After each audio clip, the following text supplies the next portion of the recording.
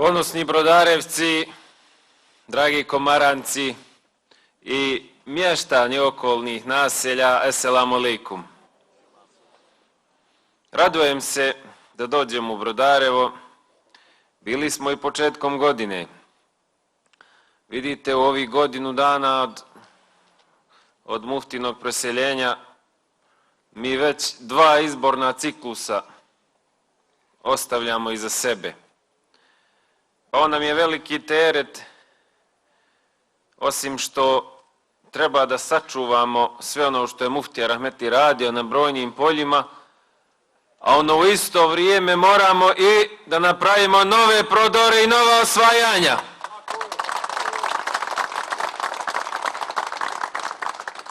Pa tako Stranka pravde i pomirenja po prvi put u svojoj povijesti ima i svog predstavnika u Vladi Republike Srbije, ministra Edina Đerleka, koji će zastupati interese Bošnjaka i drugih nacionalnih zajednica u toj ustanovi.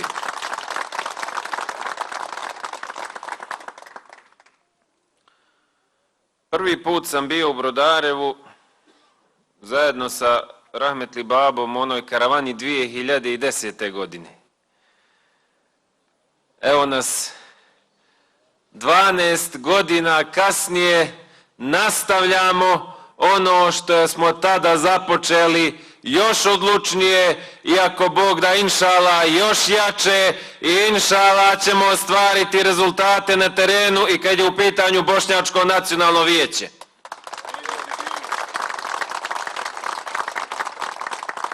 A volio bih na nekom od naših skupova u budućnosti da se okupimo u nekom domu kulture ovdje u Brodarevu, da li domu kulture koji će izgraditi opština ili možda novo oslobođeno Bošnjačko nacionalno vijeće da inicira takav projekat. Ali s obzirom da muftija Rahmetli kad bi imao završne skupove po gradovima, Brodarevo bi tretirao kao i ove druge opštine. I zato Brodarevo zaslužuje da ima ustanove koje će omogućiti ljudima koji su odlučili da ostanu ovdje, da što udobnije i što bolje mogu da žive. Bošnjačko nacionalno vijeće ima svoj ured u Novom Pazaru, ne znam da li ste znali. Ko je od vas bio u Bošnjačkom nacionalnom vijeću da traži neko pravo za sebe, da se žali da je imao neku nezgodu, da je uvrijeđen negdje na nacionalnoj osnovi, da je negdje konkurisao da se zaposli pa mu rekli slušaj, ima preči tamo iz drugih nacija. Koja je svrha i uloga Bošnjačkog nacionalnog vijeća? Koje mjesto je Brodarevo osvojilo na ovogodišnjim sandžačkim igrama? Kako nije bilo, vidio smo izveštaju da su potrošili 100.000 eura za organizovanje sandžačkih igara.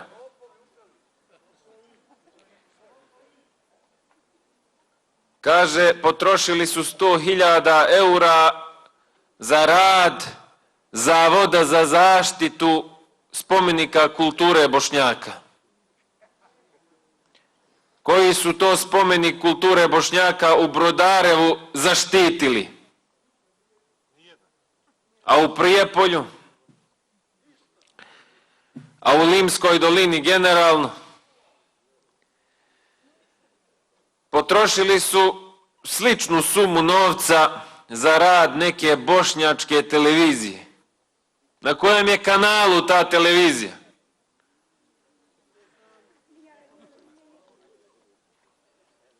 Zar oni misle da mogu tako brutalno da se igraju sa identitetom našeg naroda?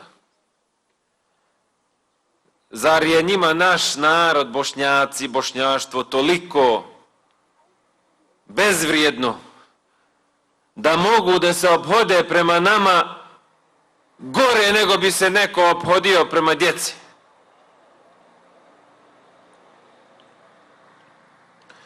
Jedna od nadležnosti Bošnjačkog nacionalnog vijeća je i obrazovanje na bosanskom jeziku i bošnjačkoj kulturi.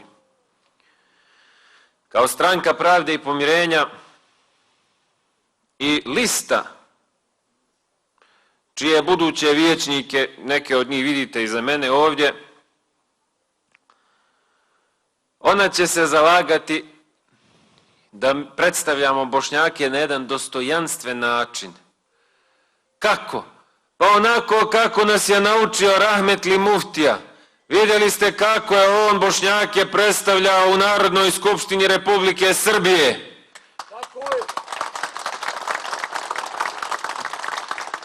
Braćo i sestre, čuli ste sigurno u zadnjih godinu dana da poneko kaže nema više, prošla su ta vremena, preselio je onaj ko nas je branio, ko je to mogao, koji je smio, nema više to niko.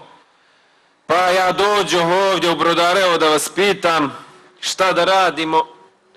Ja kao potpredsjednik Skupštine Republike Srbije i moj kolega ministar Edin Đerlek, hoćemo li mi da nastavimo tu borbu i da ovoga ima i onako kako je muftija radio, uzdignuta čela ponosno da i mi radimo i da mi budemo brana destruktivnoj politici u ovoj državi.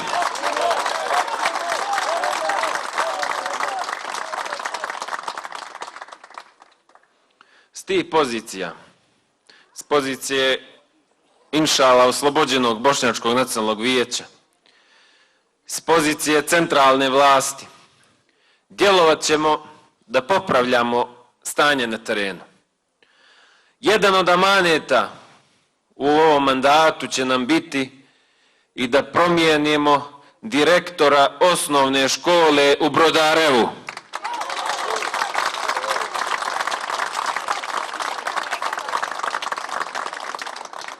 To će nam biti obaveza jer je ovo škola od posebnog značaja za Bošnjake. To će trebati da se promoviše bošnjaštvo, bosanski jezik, jer je ovo bošnjačka škola u bošnjačkom naselju. A njemu ćemo da napravimo više slobodnog vremena, da one obrede što radi nedeljom može i drugim danima da radi.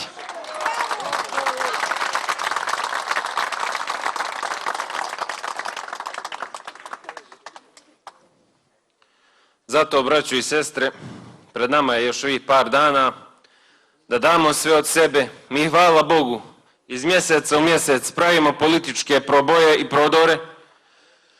Inšala, za neki dan kada dođe taj 13. novembar, da se srca vjernika, Bošnjaka, iskrenih ljudi raduju, da slavimo tog dana dostojanstveno, kulturno, odmjereno, ljudski, a onda od sutrašnjeg dana da nastavimo sa radom za naš narod.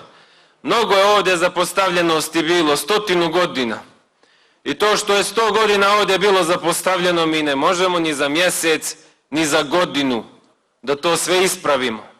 Ali ćemo raditi, ako Bog da, sve što bude do nas, da dostojanstveno popravimo naše stanje i da popravimo sve što bude moglo da se popravi. Ovom prilikom hoću da pozovem, odnosno da poselamim nastavnike osnovne škole u Brodarevu, koji su nam se javili i kazali da su neki prisiljeni da budu na listi nekog, ne znam tamo kakvog saveza.